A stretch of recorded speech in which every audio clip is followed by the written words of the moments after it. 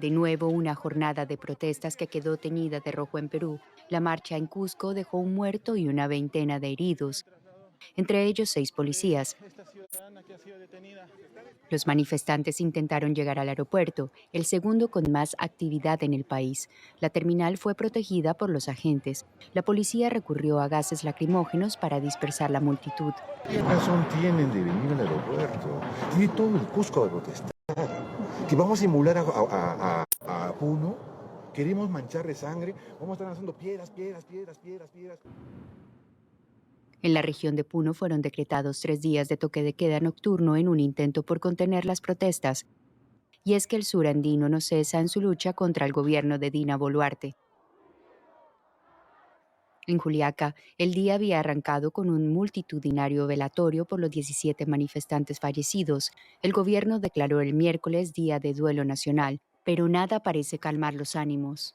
Las banderas negras de nuestro pueblo significan de que el gobierno usurpador ha asesinado al pueblo.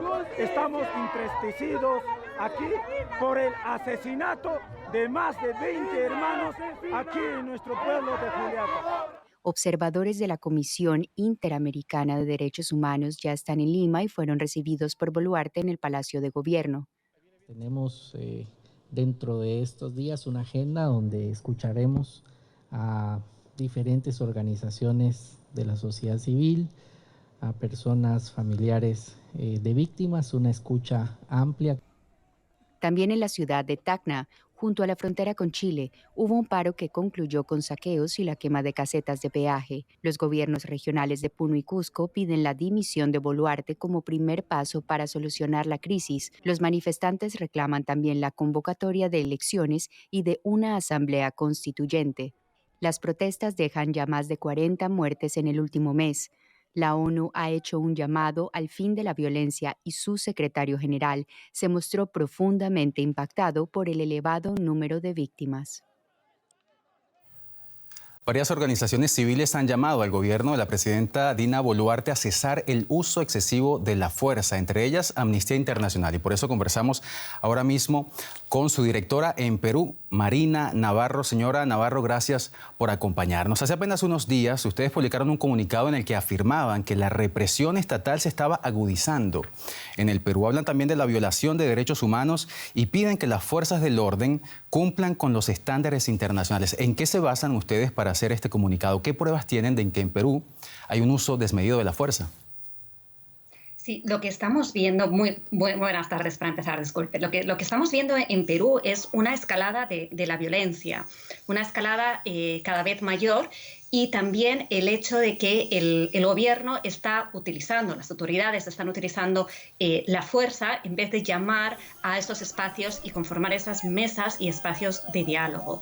Lo que hemos estado observando han sido policías disparando directamente al cuerpo. También hemos visto videos en Ayacucho, especialmente de militares disparando y persiguiendo por la ciudad a civiles. Lanzar gases lacrimógenos desde helicópteros de manera indiscriminada en las ciudades. Entonces, lo que vemos es que las autoridades lo que hacen con estas medidas, que además se están viendo que son totalmente inadecuadas para lo que se quiere, están incrementando, ¿no?, este ciclo de violencia que cada vez está escalando más. Entonces, por eso estamos haciendo un llamado urgente al cese del uso desproporcionado de la fuerza. Llevamos cada vez más, ¿no? O sea, estamos hablando de 42 heridos en estos momentos. Reportaba la Defensoría del Pueblo que ha habido, fallecidos, que ha habido otro fallecido en Puno de manera directa, 7 de manera indirecta, 49 en total fallecidos que llevamos en poco más de un mes desde que empezaron las protestas, y es algo que es totalmente inaceptable. Entonces hay una responsabilidad y una rendición de cuentas que tienen que hacer las autoridades.